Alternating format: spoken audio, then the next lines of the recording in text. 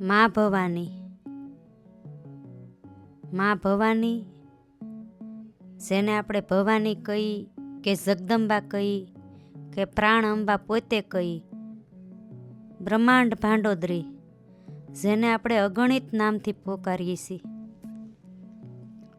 ઈ મા પોતે જે સમુદ્રના પાણીમાં પ્રગટ છે, જેને માં દરિયાઈ કહેવાય, માં સમુદ્રી કહેવાય. જ્યારે આ પૃથ્વી ઉપર દરિયાના જળ સિવાય કાંઈ નહોતું, ત્યારે ઈ જળમાં એક પરપોટો થાય છે.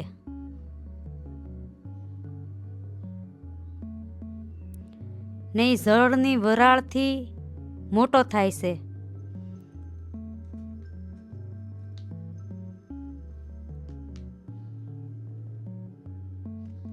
ને લુપ્ત થઈ જાય છે, પાછો થાય છે ને લુપ્ત થાય છે. આવું ઘણો સમય નહીં પણ ઘણા કાળ વીતી ગયા. હવે આ પરપોટામાં 5 તત્વોની ઉર્જાની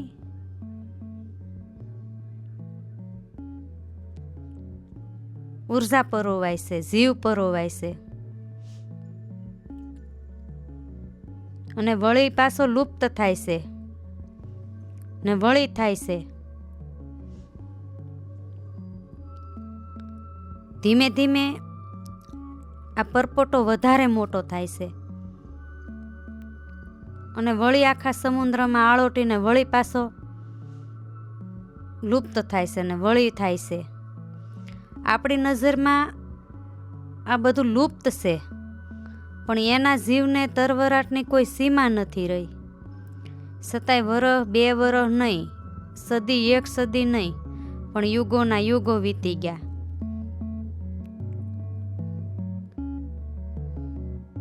અને આ જીવના ઉત્પાતની, આ જીવના તરવરાટની હવે હદ પાર થાય છે. અને થાય છે એવું કે છેવટે પોતાના ઉત્પાદથી 5 તત્વો સંમેલિત થાય છે એમાં અને ભેગા થાય છે.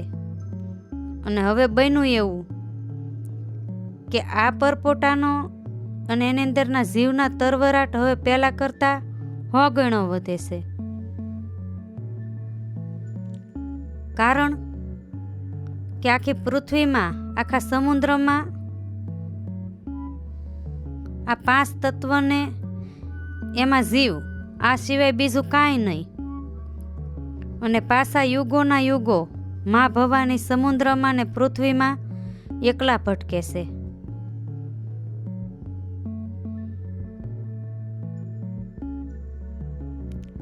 અને પાછું એના એકલપણાથી ને એના ઉત્પાદથી પોતાનો દેહ, મતલબ પોતાનું પિંડ કાઢીને પોતાનું એકલપણું દૂર કરે છે. અને આ પિંડમાં ફરી પાછી એક હાલતા ચાલતા દેહની રચના થાય છે. હવે મા ભવાનીએ 5 તત્વોથી જે દેહ બન્યો, જેને આપણે નિરાકાર કહીએ કે શૂન્ય કહીએ કે એક દેહ, આકાર વગરનો દેહ કહીએ, એ પોતાના તરવરાટથી પોતાના દેહની રચના થઈ. પણ એ દેહમાંથી પાછું પોતાનું પિંડ કાઢી અને બીજા એક દેહની રચના કરી અને સૃષ્ટિનું સર્જન થાય છે આવી રીતે. અને પૃથ્વી ઉપર 5 તત્વ એવા દેહની રચના થાય છે.